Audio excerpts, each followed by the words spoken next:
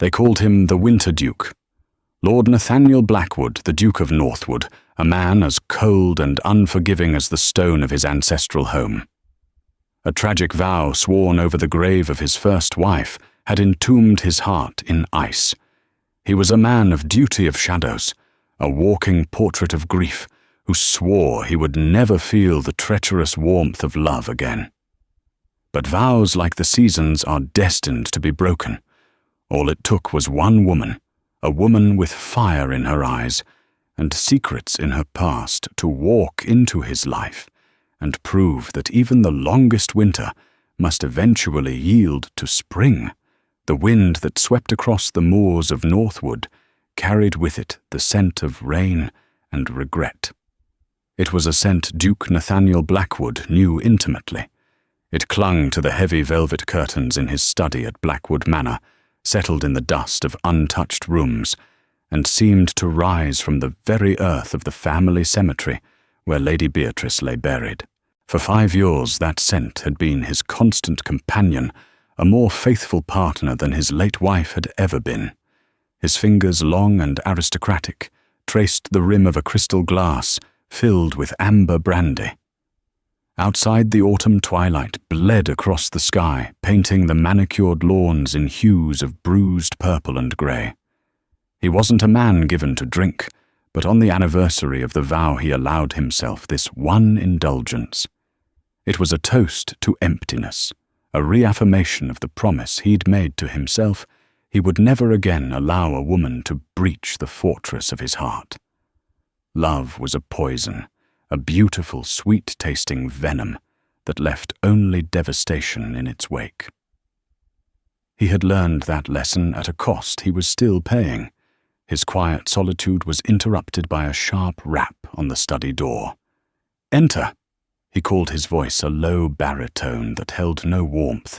His butler Hobbs, a man who had served the Blackwood family since before Nathaniel was born, entered with practiced silence.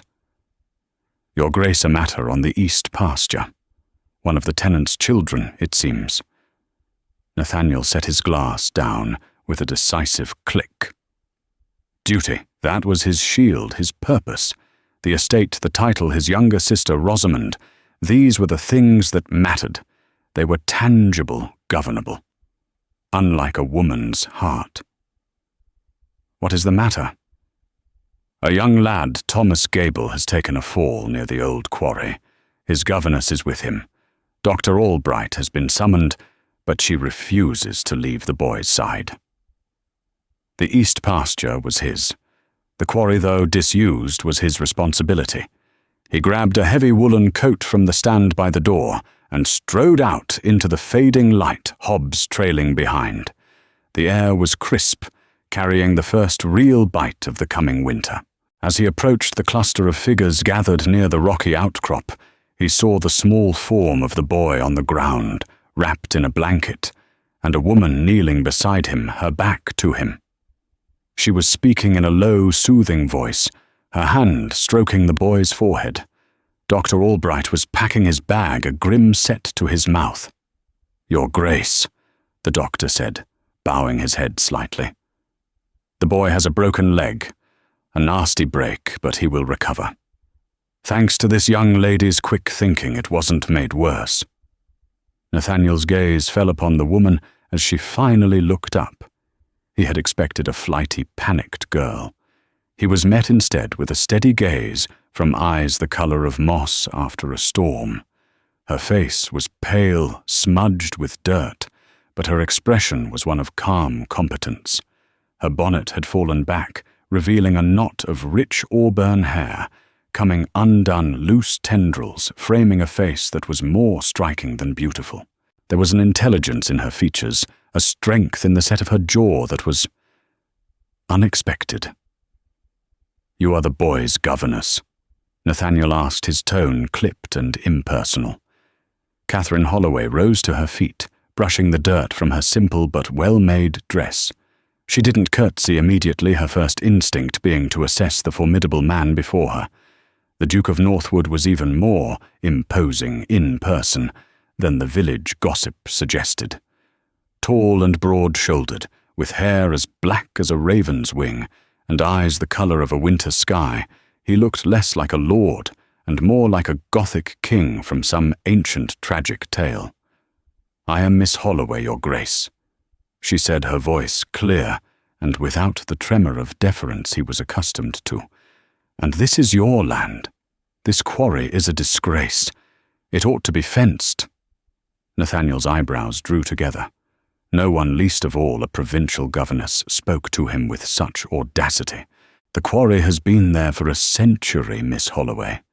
It is the responsibility of parents to mind their children, and the responsibility of a landowner to ensure his property doesn't pose a mortal danger to those who live on it," she retorted, her chin lifting. "Thomas was chasing a rabbit. He is 7 years old. Are you suggesting he should have a better understanding of land management than the Duke himself?" A flicker of something shock, perhaps even grudging respect, passed through him. He was used to sycophants and fearful tenants. This woman was neither. She was a flint striking against the steel of his authority. "My estate manager will see to the fence," he said stiffly, turning his attention to the boy's father, a tenant farmer who had just arrived, his face a mask of panic.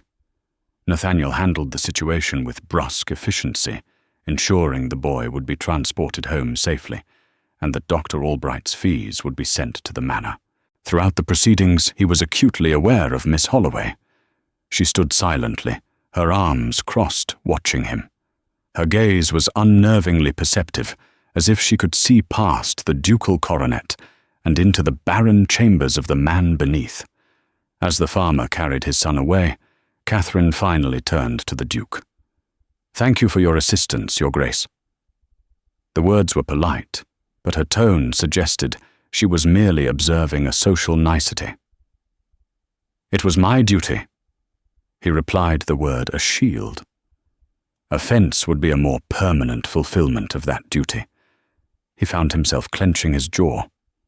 "Your concern for my duties is noted, Miss Holloway." "Good," she said simply. Then, with a slight nod that was a bare concession to a curtsy, she turned and walked away, her figure a determined silhouette against the darkening horizon. Nathaniel stood there for a long moment, the cold wind whipping at his coat. He had come out here to deal with a minor estate matter, an impersonal problem of land and tenants. Instead, he had encountered a woman who looked at him not with awe or fear, but with an unnerving, challenging clarity. For the first time in 5 years, the air he breathed didn't just smell of rain and regret. It carried a new, unfamiliar scent, wood smoke and defiance. And for reasons he couldn't begin to fathom, it was deeply, profoundly unsettling. Life at Blackwood Manor ran on a schedule as rigid and unyielding as its master. Breakfast at 8, estate business until noon, a solitary lunch, an afternoon ride always alone. Dinner with his sister, Lady Rosamond, at 7. It was a routine designed to fill the hours and keep introspection at bay. But in the days following the incident at the quarry, Nathaniel found his thoughts repeatedly snagged on a pair of moss-green eyes and a voice that dared to challenge him. He had the fence erected immediately a testament to his efficiency, not to her command. Yet he couldn't deny her words had been the catalyst. The encounter left an irritating, splinter-like presence in his mind. His sister Rosamond, a young woman of 18, whose spirit had not yet been entirely dimmed by her brother's somber guardianship, noticed the change. "You seem distracted, Nathaniel," she remarked over dinner one evening, her needlepoint lying forgotten in her lap. "Is it the autumn yields Mr. Davies said they were the best in years?" "The yields are fine," he said, pushing a piece of venison around his plate. "Then what is it? You've been staring at the fireplace for 10 minutes, as if you mean to set it ablaze with your gaze alone." Before he could formulate a dismissive reply, Hobbs entered. "Your Grace, a visitor. A Miss Holloway. She says it is a matter of some urgency." Nathaniel's fork stilled, Rosamond's eyes widened with curiosity. Visitors were rare at Blackwood Manor. Unexpected female visitors were unheard of. "Show her into the west drawing room," Nathaniel commanded, his voice tight. "I will be there momentarily." He found Catherine Holloway, standing by the tall windows, looking out at the gardens as dusk settled. She was dressed simply again, but a damp shawl was draped over her shoulders, and her cheeks were flushed from the cold.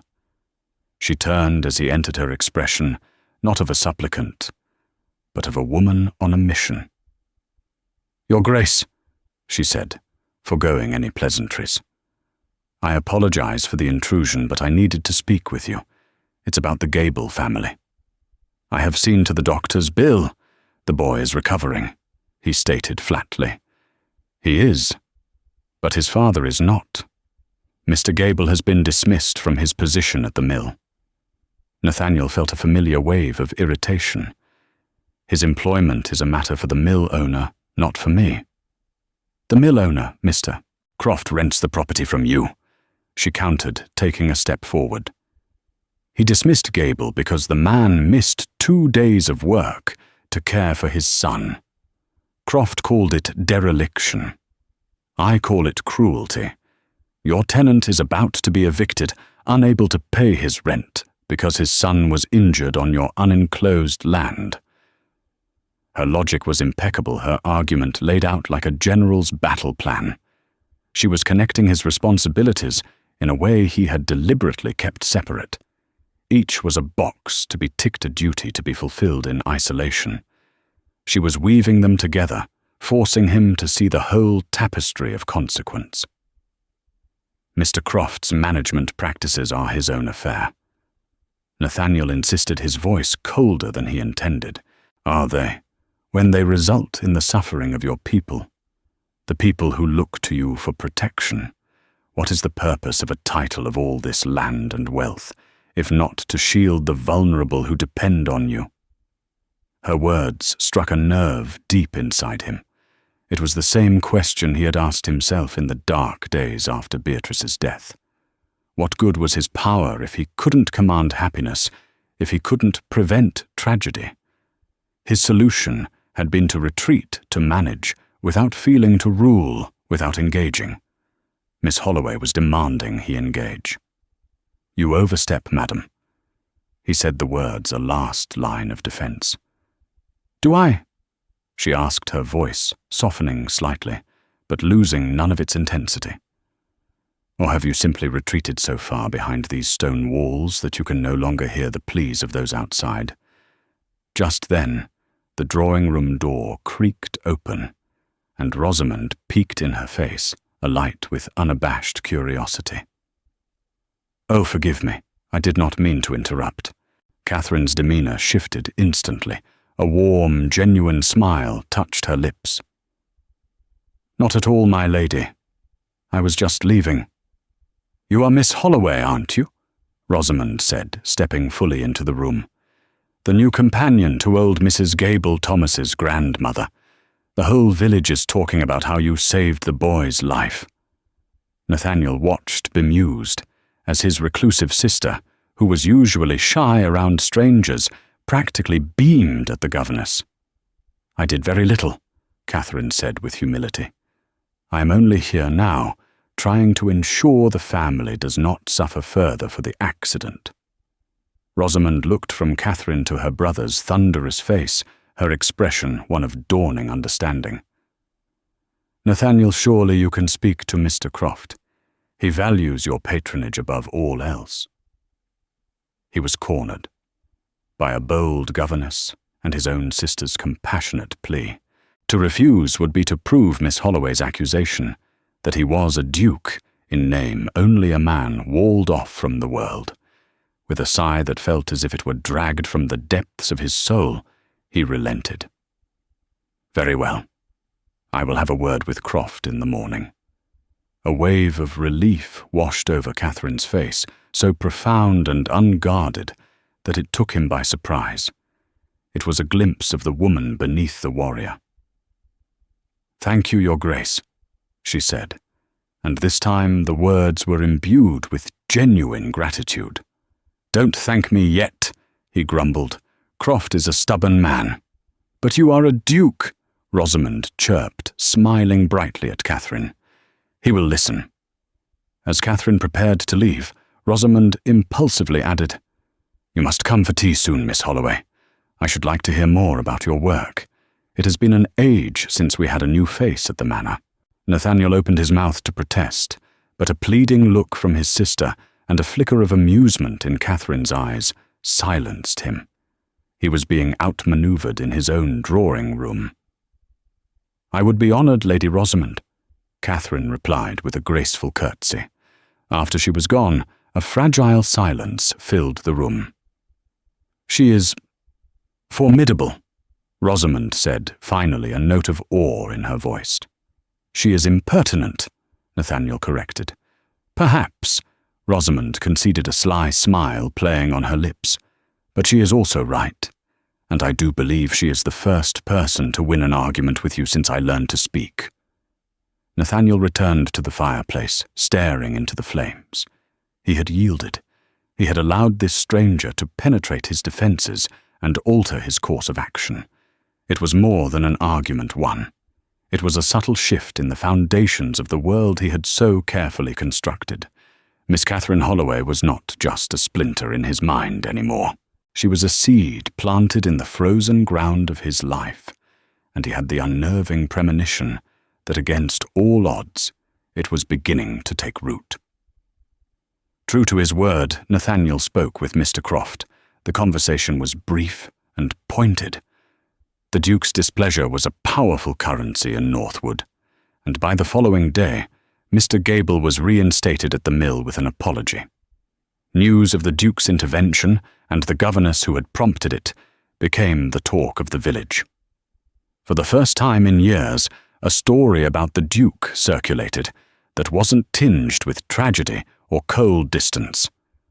Rosamond, emboldened, insisted on her tea invitation. To Nathaniel's deep consternation, he found himself presiding over a decidedly cheerful tea in the solarium, watching his sister and Catherine Holloway discuss everything from the novels of Sir Walter Scott to the proper care of winter roses. Catherine possessed a quick wit and a broad knowledge that captivated Rosamond. Nathaniel remained mostly silent, observing her. He noted the way she listened intently, the way her eyes lit up when she spoke of books, the subtle grace in her movements. He was forced to admit, a captivating woman. It was an admission that felt like a betrayal of his vow. The unwelcome peace was shattered by the arrival of the London post. An embossed invitation lay on top, a summons to the annual Sterling Ball, the unofficial start of the London season. It was an event he usually ignored, but this year was different. Rosamond was of age. It was his duty to present her to society, to find her a suitable husband. The thought filled him with a leaden dread. London was a gilded cage of memories, every street corner and ballroom holding a ghost of his life with Beatrice. "We must go," Rosamond exclaimed, her eyes shining. "Oh, Nathaniel, think of it. The gowns, the music. It will be a grand adventure." He saw the desperate hope in her face, the yearning for a life beyond the quiet shadows of Blackwood Manor. He could not deny her. "We will go for 1 month. No more." The preparations for London threw the manor into a flurry of activity. As Rosamond's chaperone, an elderly and somewhat deaf aunt, was prone to illness, Rosamond made a startling proposal. "Miss Holloway should come with us," she declared one afternoon. "As my companion, Aunt Mildred will spend most of her time sleeping in a chair, you know she will. I need someone to talk to help me navigate it all. Please, Nathaniel." The idea was preposterous. A country governess in the high society of London. She would be eaten alive. He would be an object of ridicule. "Absolutely not," he said firmly. But Rosamond, armed with a new confidence he suspected she'd learned from Catherine herself, persisted. She pointed out that Catherine was a lady of good birth, albeit reduced circumstances, and that her steady presence would be a comfort. Nathaniel finally reluctantly agreed, telling himself it was the only way to endure the month with his sanity intact. Catherine was hesitant when they made the offer. "Your Grace, I am not suited for the London season. I have no gowns, no connections." "I will see to the gowns." Nathaniel found himself saying the words, surprising even him. "Consider it payment for your services as my sister's companion. Your only duty is to her." He saw the conflict in her eyes, but the chance to provide for her future, and perhaps a flicker of curiosity, won out. She accepted. London was a chaotic, glittering assault on the senses. The city roared with life, a stark contrast to the solemn quiet of Northwood. As Nathaniel had predicted, their arrival caused a stir. The Winter Duke, emerging from his self-imposed exile, was the most tantalizing piece of gossip of the new season. At the Stirling Ball, held in the cavernous, candle-lit ballroom of Stirling House, the whispers followed him everywhere. He stood by a marble column, a forbidding figure in stark black evening wear, watching Rosamond whirl through a cotillion, her face flushed with happiness. Catherine, standing nearby, was a vision. The gown he had commissioned for her, a deep emerald silk that complemented her auburn hair and green eyes, was elegant in its simplicity. She did not look like a country governess. She looked poised, self-possessed, and utterly out of place amongst the simpering debutantes. She observed the glittering throng with the detached air of an anthropologist studying a strange tribe. "You look as though you are cataloguing them for a scientific journal," he murmured, moving to stand beside her. She started slightly. Then a small smile touched her lips. "I am merely noting the local customs. It seems the primary objective is to display one's plumage as brightly as possible, while subtly attempting to peck the competition into submission." He let out a short, surprised laugh. It was a raw, unused sound. "An astute observation, Miss Holloway. It is a battlefield, Your Grace. I am simply unaccustomed to the weaponry." Their moment of shared amusement was broken by the arrival of a man Nathaniel had not seen in 5 years, and had hoped never to see again. Lord Percival Harrington was handsome in a predatory way, with pale, clever eyes, and a smile that never quite reached them. He had been a close friend of Beatrice's. "Blackwood?" Harrington said, his voice smooth as oil. "It has been too long. I see you finally decided to rejoin the living." "Harrington." Nathaniel replied, his voice dropping an octave, the temperature around them seeming to plummet. "Some of us find the company of the dead more honest." Harrington's gaze slid past Nathaniel, to Catherine, a flicker of predatory interest in his eyes. "And you have brought new company with you. You have not introduced me." Nathaniel felt a surge of possessiveness that was as unwelcome as it was powerful. "This is Miss Holloway, a companion to my sister." "Miss Holloway," Harrington said, taking her hand and bowing low, his lips brushing her knuckles for a fraction too long. "Enchanted. It is a brave thing to accompany this man into society." He looked back at Nathaniel, his smile sharpening. "He has a reputation for breaking beautiful things." The veiled threat hung in the air between them. Harrington knew something, or he wanted Nathaniel to think he did. He had been there in their circle during the final, terrible months of Nathaniel's marriage. Catherine gently withdrew her hand, her expression unreadable. "I find the Duke's company perfectly tolerable, my lord. It is the company he keeps that one must be wary of." The subtle barb hit its mark. Harrington's smile tightened. "A wit. How refreshing." He gave a slight bow and melted back into the crowd. "Stay away from him," Nathaniel said, his voice low and urgent. "He seems to know you well." Catherine observed her gaze, searching his face. What did he mean about breaking things? The whispers of the past were swirling around them, loud and insistent. The old rumours about his cruelty, his coldness, the questions surrounding Beatrice's sudden illness and death. He had fled London to escape them, but they had been waiting for him perfectly preserved. "He is a man who deals in gossip and innuendo," Nathaniel said dismissively, turning away from her questioning gaze. "Pay him no mind." But as he watched Harrington across the room, he saw the man speaking to a group of influential dowagers, his gaze flicking back towards them. The whispers were starting again, and this time they had a new target, the mysterious, defiant woman at the Duke of Northwood's side. The battlefield, as Catherine had called it, was more dangerous than she knew. The London season became a minefield. Lord Harrington was a constant, unsettling presence. He appeared at every soirée, every opera, his sly comments and knowing glances designed to unnerve Nathaniel and intrigue Catherine.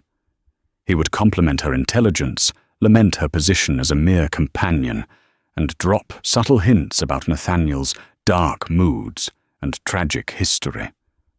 Catherine, for her part, handled him with a cool politeness that infuriated Harrington and fascinated Nathaniel. She was neither intimidated nor charmed, yet Nathaniel could see the seeds of doubt being planted. When they were alone, she would watch him with a new questioning intensity, as if trying to reconcile the man she was coming to know with the monster Harrington described. The strain of it, all the constant vigilance, and the suffocating memories began to wear on Nathaniel.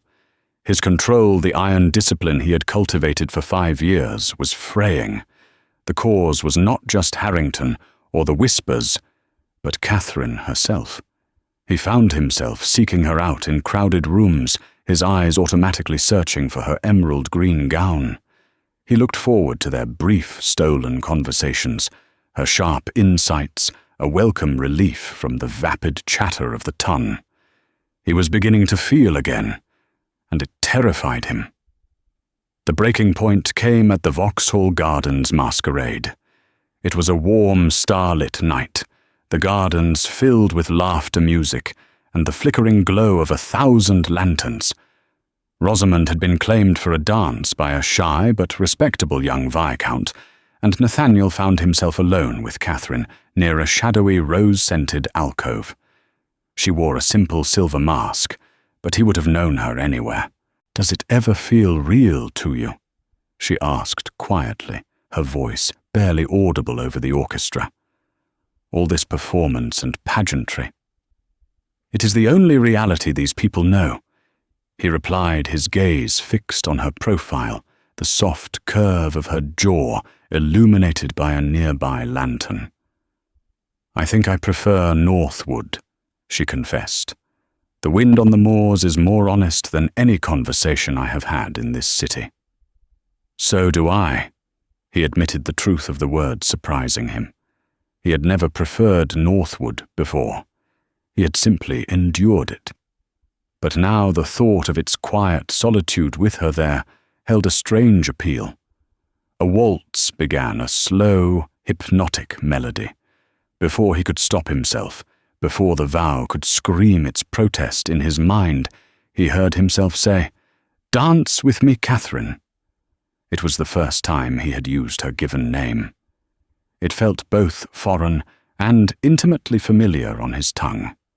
Her eyes, visible over the top of her mask, widened in surprise. She hesitated, and in that moment he saw the battle within her, the pull of propriety against the spark of curiosity. "It is just a dance," he said, his voice softer than he had heard it in years. She placed her hand in his. The contact was electric. Through the thin fabric of her glove, he could feel her warmth, a jolt of life that shot straight through his defenses. He pulled her onto the dance floor, his hand resting on the small of her back. They moved together as if they had done so 100 times before. The world narrowed to the circle of their arms, the scent of roses, and the melody of the waltz. He looked down at her, truly looked, and saw not just a governess or a companion, but a woman. A strong, intelligent, passionate woman who had breached his walls without even trying. The ice around his heart, so carefully constructed, began to crack. The face of his dead wife, Beatrice, once a constant spectre, was a fading, indistinct memory. All he could see was Catherine. The music ended, but he didn't let her go. He couldn't. He led her from the dance floor through a throng of people and into a secluded part of the garden, a small path lit by a single, distant lantern. "Catherine," he began, his voice thick with an emotion he couldn't name. "Your Grace," she said, gently removing her hand from his. The spell was broken. "We should not have done that. People will talk. Let them talk," he said, a reckless impulse overriding years of caution. "I do not care what they think." "I have to care," she replied, her voice regaining its usual steadiness, though he could see the tremor in her hands. "My reputation is all I have." His frustration and a terrifying surge of feeling overwhelmed him. He had spent 5 years in a self-imposed prison, and in a single night she had made him want to break free. But the fear was just as strong as the desire. He remembered the pain, the betrayal, the humiliation. He couldn't go through that again. He wouldn't. "You are right," he said, the coldness rushing back into his voice, a familiar protective cloak. "It was a mistake, a momentary lapse. Do not read anything into it, Miss Holloway. It meant nothing." The words were like a slap. He saw the hurt flash in her eyes before she masked it with a cool indifference. It was a raw, open wound, and he had just poured salt into it. "Of course, Your Grace," she said, her voice brittle. "I would never presume to. I am merely your sister's companion, a temporary employee. I know my place." She turned and walked back toward the lights and the music, her back ramrod straight. Each step she took away from him felt like a physical blow. He had done it. He had pushed her away, just as he had pushed away everyone else. He had protected his vow, reinforced the walls of his prison. He should have felt relief. Instead, all he felt was the desolate, aching emptiness she had for a fleeting moment managed to fill. He had wanted to save himself from pain, but in doing so, he had just inflicted it on the one person who had made him feel alive again. The journey back to Northwood was a study in strained silence. The vibrant connection that had sparked between them in London had been extinguished by Nathaniel's cruel words in the Vauxhall Gardens. He was once again the cold, remote Duke, and she, the proper, distant companion. Catherine devoted her attention entirely to Rosamond, her conversations with Nathaniel limited to curt, necessary exchanges. The ache in his chest was a constant, dull throb. Back at the manor, the oppressive quiet seemed even heavier than before. Rosamond, blissfully unaware of the drama that had unfolded, was busy writing letters to the young Viscount who had captured her fancy. This left Catherine with long, empty hours. To fill them, she offered to complete a task, long neglected, cataloguing the late Duchess's personal library, a collection of poetry and novels left untouched in a dusty wing of the manor. Nathaniel agreed, relieved to have her occupied somewhere he would not have to see her. The sight of her was a constant, painful reminder of his failure. For days, Catherine worked amidst the silence and the scent of aging paper. The books were a reflection of a woman she had only heard about in whispers, flighty, beautiful Beatrice. The collection was filled with passionate sonnets and tragic romances. One afternoon, while moving a heavy volume of Lord Byron's poetry, she felt a loose floorboard beneath the rug. Curiosity piqued, she lifted the carpet and pried the board open. Beneath it lay a small rosewood box inlaid with mother-of-pearl. It was not locked. Her heart pounding with a mixture of guilt and irresistible intrigue, she lifted the lid. It was filled with letters tied in bundles with faded silk ribbons. The handwriting was elegant feminine. The first letter began, "My dearest P." With trembling hands, Catherine began to read. She told herself it was an unforgivable invasion of privacy, but a deeper instinct, a need to understand the ghost that stood between her and Nathaniel, compelled her forward. The letters were not from the Duke. They were from Beatrice, written to a secret lover. Page after page revealed a devastating truth. Beatrice had never loved Nathaniel. Theirs had been an arranged marriage of convenience, uniting his ancient title with her family's new money. She had found him cold serious and utterly devoted to his duties, a stark contrast to her passionate, reckless nature. She felt trapped, a beautiful bird in a gilded cage. The letters spoke of clandestine meetings, of stolen moments, of a desperate, all-consuming love for P. As she read further, a chill crept over her. The later letters were filled with a growing desperation.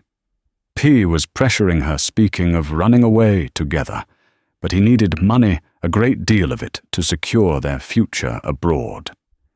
Beatrice wrote of trying to access her dowry, of Nathaniel's refusal to allow her to touch the principal, seeing it as part of the Blackwood estate. She wrote of feeling like a prisoner, not of her husband, but of her lover's demands, and her own powerlessness. The final letter was almost illegible, the ink smudged with what could have been tear stains. "You cannot mean what you said. To threaten him, to threaten exposure. It will ruin us all. You say his pride is all he has, that he would pay anything to avoid a scandal. But you do not know him. He is a man of honor. This will destroy him. I cannot do it. I feel so unwell. The laudanum Dr. Stevens prescribed for my nerves barely helps me sleep. The dose, he suggests, seems so high. But perhaps a long sleep is the only escape. I am so terribly, terribly afraid." Catherine sat back on her heels, the letter shaking in her hand. P. Percival Harrington. It had to be. His threats, his goading of Nathaniel in London, it all made sense. He wasn't just a gossip. He was the secret lover. And the laudanum. Dr. Stevens was a society physician Harrington had recommended to Beatrice for her anxieties. Beatrice's death had been ruled an accident, an overdose of her nerve tonic. But this letter painted a far more sinister picture. It spoke not of a cruel husband, but of a woman trapped by a manipulative lover, driven to despair and a potentially fatal mistake. And Nathaniel. The vow he had made. It wasn't born of lost love for Beatrice. It was born of shame. He believed his failure to make her happy, his inability to love her as she desired, had driven her to her death. He was carrying the guilt for a tragedy that was not his fault, but the result of her secret, toxic affair. His coldness was not a monument to a dead love, but a prison built of misplaced guilt and shattered pride. She had to tell him. She gathered the letters, her mind racing. This was the key to unlocking the Winter Duke, to freeing the man trapped inside the fortress of grief. She found him in his study, where he so often sat alone, staring into the fire. He looked up as she entered, his expression guarded and weary. "Miss Holloway," he said, his voice flat. "Is there something you need?" "Yes," she said, her voice shaking slightly as she held out the rosewood box. "I believe you need to see these. I found them in the Duchess's library. I know I should not have read them, but I did. And you must, too." He looked from the box to her face, his eyes narrowing in suspicion. He took the box, opened it, and saw the familiar feminine script. A muscle feathered in his jaw. "Leave me," he commanded, his voice a low growl. "No," Catherine said, standing her ground. "I will not. You have lived in the shadow of a lie for 5 years. It is time you stepped into the light. Read them, Nathaniel. Please." He stared at her, his winter-grey eyes a vortex of conflicting emotions. For a long moment she thought he would throw the box into the fire. Then, with a shuddering breath that seemed to tear through his entire body, he sank into his chair, untied the first ribbon, and began to read. Catherine remained by the door, a silent sentinel, waiting for the truth to finally set him free. Nathaniel read for hours. The fire in the hearth burned down to glowing embers as the story of his wife's betrayal unfolded in her own elegant hand. Catherine waited in the hall, her heart a knot of anxiety. She heard no sound from within the study, a silence that was more unnerving than any outburst would have been. Finally, as the grandfather clock in the hall chimed midnight, the study door opened. The man who emerged looked as though he had aged a decade. The cold, impenetrable mask was gone, replaced by a raw, hollowed-out vulnerability. The guilt he had carried for 5 years had been lifted, but in its place was the stark, bitter truth of his wife's deception and the knowledge of his own blindness. "All this time," he said, his voice raspy, "I believed it was my failure, my coldness. I thought I drove her to it." He looked at Catherine, his eyes filled with a pain so profound it stole her breath. "She never loved me. It was all a performance." "She was trapped," Catherine said softly. "By him, by her own choices. It was not your fault." "Harrington." Nathaniel breathed the name like a curse. "He was in my home. He ate at my table. And all the while—" The sentence trailed off unfinished. A storm of rage began to brew in his eyes, replacing the grief. "He will answer for this." "What will you do?" she asked, a tremor of fear in her voice. "I don't know," he admitted, running a hand through his dark hair. "A duel would be satisfying, but it would only give the scandal he craves a larger audience. Ruining him financially would take time, but I will not let him walk away from this unscathed." Their conversation was cut short by the frantic arrival of Hobbs. "Your Grace Lady Rosamond, she is not in her room." A cold dread, sharper than any he had felt before, seized Nathaniel. He and Catherine rushed to Rosamond's chambers. Her bed was empty, a shawl tossed over a chair. On her writing desk was a hastily scribbled note. "Brother, I have gone with Lord Harrington. He said you were in some kind of trouble, and that I was the only one who could help. We have gone to the old hunting lodge by Miller's Creek. Please come quickly." It was a trap. Harrington, perhaps sensing his time was running out, had made a desperate, despicable move. He had used Rosamond, the one person Nathaniel cherished above all else, as bait. "He will use her to blackmail me," Nathaniel said, his voice deadly calm. "He will demand I pay him to keep the letters and Beatrice's reputation silent. He's using my sister as his collateral." "We have to go," Catherine said, her mind already working. "The lodge is a 2-hour ride." "You are not going anywhere," Nathaniel commanded, striding towards the door. "This is my affair." "Rosamond is my friend," Catherine shot back, grabbing her cloak. "And Harrington's quarrel is now with me as well. I showed you the letters. I am not going to hide here while you ride into his trap alone." He looked at her at the fire, and determination in her eyes, and knew it was useless to argue. More than that, he realized he didn't want to face this alone.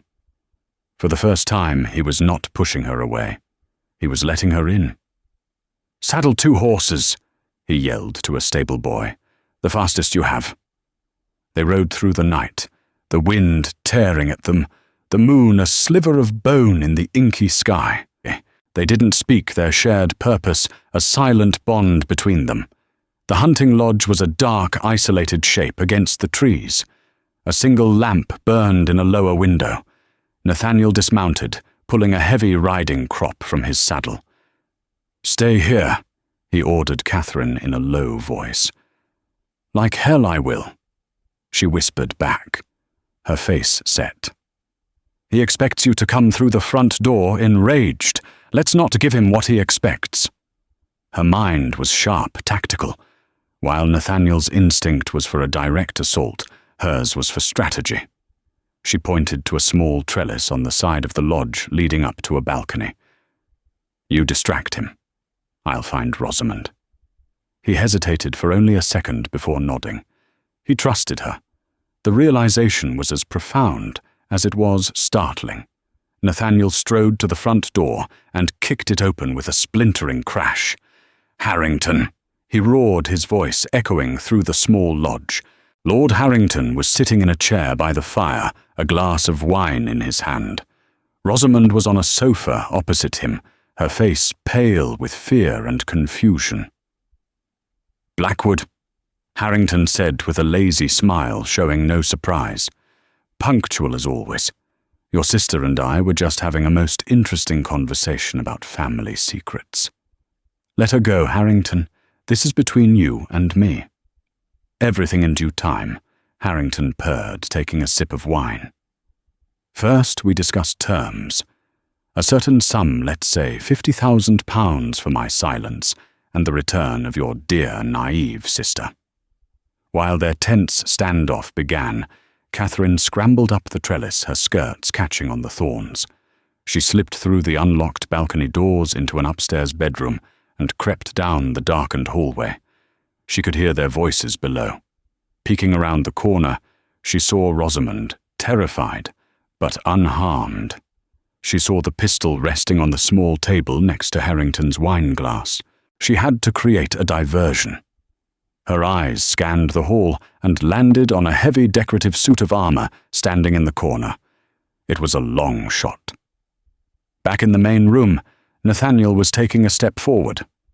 "Your price is your life if you do not let her walk out that door right now."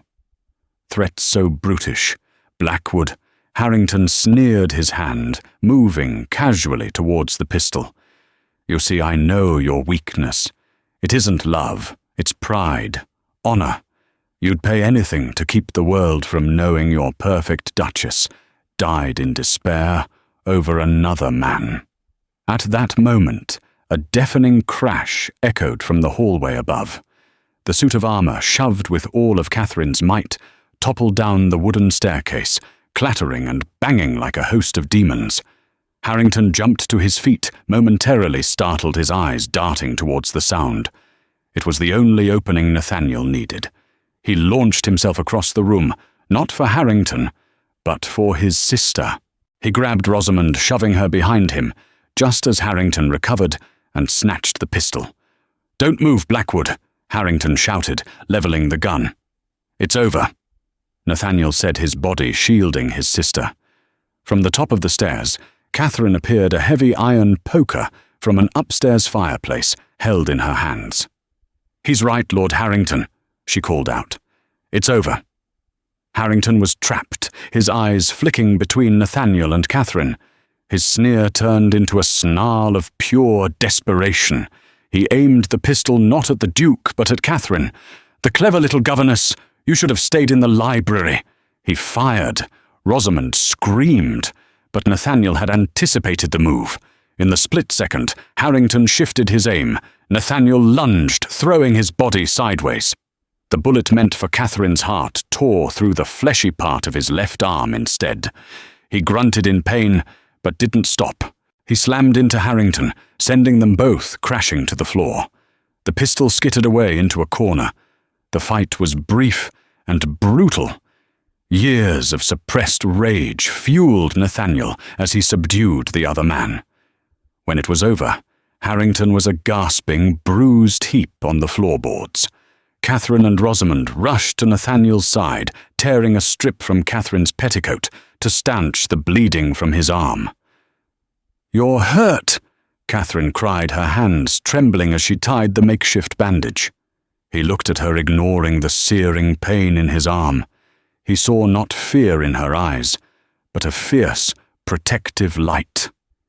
In that chaotic, violent moment, surrounded by the wreckage of his past, everything became clear. The vow was not just broken, it was obliterated, turned to dust by the truth, by his fear for his sister, and most of all by his terror at the thought of losing Catherine. He had reckoned with his past, and he had survived. Now all that mattered was the future. The aftermath of the confrontation at the lodge was swift and decisive. Nathaniel, with a tightly bandaged arm, did not call the authorities. A public trial would only create the scandal Harrington had craved. Instead, he offered the ruined lord a choice: face charges for kidnapping and attempted murder, or take the generous sum of £1,000 and a one-way ticket on the next ship, bound for the farthest reaches of the colonies, never to return. Harrington, disgraced and defeated, took the passage. By the end of the week, he was gone, a ghost exorcised from their lives. Life at Blackwood Manor slowly returned to a semblance of normality. Yet everything had changed. The oppressive gloom that had clung to the corridors for 5 years seemed to have lifted, replaced by a tentative, fragile light. Rosamond, though shaken, had found a new appreciation for her brother's protective nature and a deep, abiding friendship with Catherine. Her Viscount, upon hearing a heavily edited version of the events, had rushed to Northwood to ensure she was well, his earnest concern sealing their courtship. But the most profound change was in Nathaniel. The Winter Duke was thawing. The weight of his false guilt was gone, and with it the rigid, cold armor he had worn for so long. He began to smile again, small, rare things at first, but genuine. He spent more time with Rosamond, listening to her plans for the future with interest rather than dismissive authority. He rode his estate not as a somber overlord, but as a man reacquainting himself with his home. The only thing that remained unsettled was the space between him and Catherine. An unspoken tension hummed in the air whenever they were near. They had faced down a villain together. She had saved his sister, and he had taken a bullet for her. Yet they had retreated into a shy, uncertain propriety. Catherine knew her position as companion was now untenable. She had become far more than that, and to remain would be to invite gossip and compromise them all. With a heavy heart, she began to make plans to leave Northwood. She found the courage to tell him one afternoon in the garden, the same garden where they had once argued over tea. The last of the autumn roses were still clinging to the vines. "Your Grace," she began, her voice formal. "Now that Lady Rosamond is to be engaged and all is well, I feel it is time for me to seek a new position." Nathaniel was pruning one of the rose bushes. He stopped, the shears still in his hand, and turned to face her. "A new position? Where?" "I am not yet certain. Perhaps in Bath. I hear there are many families there." "No." He said the word quiet, but absolute. He set the shears down and took a step towards her. "Your position is here. But my duties as Rosamond's companion are at an end." She protested, her heart beginning to beat faster. "I am not offering you a position as a companion," he said, his grey eyes intense, holding hers. "Catherine, the past few weeks, you have shown me what a mockery my life has been. I built a fortress of grief around a lie. I vowed never to love again, because I thought love was a weakness that led to ruin. I was wrong." He reached out and took her hand. His touch was warm and firm. "Love isn't weakness. The weakness was in my pride, my fear. Real love, I see now, is this. It is trust. It is courage. It is standing together in the dark and not being afraid. It is taking a bullet for someone without a second thought." Tears welled in Catherine's eyes. This was the man she had seen glimpses of all along the honorable, passionate man buried beneath layers of pain. I spent 5 years mourning a woman who never loved me, and whose memory I didn't love in return. He continued, his voice thick with emotion. I was mourning my own failure. You have freed me from that prison, but I find I do not wish to be free alone. He raised her hand to his lips, his gaze never leaving hers. I am not the man I was a few months ago. I hope you see that. I am asking you, Catherine Holloway, not to be my sister's companion, not to be a governess. I am asking you to be my wife, to be my partner, my confidant, my duchess, to fill this house with laughter and light, to help me build a new life, one based not on vows of avoidance, but on a promise of absolute, unequivocal truth. The words were everything she had secretly, impossibly longed to hear. The tears she had been holding back finally fell, tracing paths down her cheeks. "Nathaniel," she whispered, her voice choked with emotion. "Is that a yes?" he asked, a hint of the old anxiety in his eyes. She laughed through her tears, a sound of pure, unadulterated joy. "Yes," she said. "Oh, yes." He pulled her into his arms, his uninjured arm wrapping around her waist, and kissed her. It was not a kiss of reckless passion like the one he had tried to steal at the masquerade, but one of deep, profound certainty. It was a kiss of homecoming, of promises made, and a future embraced. As they stood there in the late afternoon sun, the scent of roses in the air, the long winter of Blackwood Manor was finally over. The Duke had vowed never to love again, and he had been right. The hollow, prideful thing he had once called love was gone forever. In its place was something truer, stronger, and more resilient, something he had found when a defiant woman with moss-green eyes had walked into his life and dared to plant a garden in the frozen landscape of his heart. And so the story of the Winter Duke finds its spring. From the ashes of a painful past and a vow made in shadow, Nathaniel and Catherine discovered a love forged in truth and courage. Their journey reminds us that the deepest scars can heal, that walls built around the heart are meant to be broken down, and that true love isn't about avoiding pain, but about finding the one person brave enough to face the storm with you. Theirs was not just a romance, but a reckoning, a testament to the power of a single soul to bring light into darkness and teach a broken heart to beat again. If their story of love and redemption moved you, please show your support by hitting that like button. Share this tale with a fellow romantic who believes in second chances, and don't forget to subscribe to our channel for more historical dramas that bring the past to life. What was your favorite twist in their journey? Let us know in the comments below.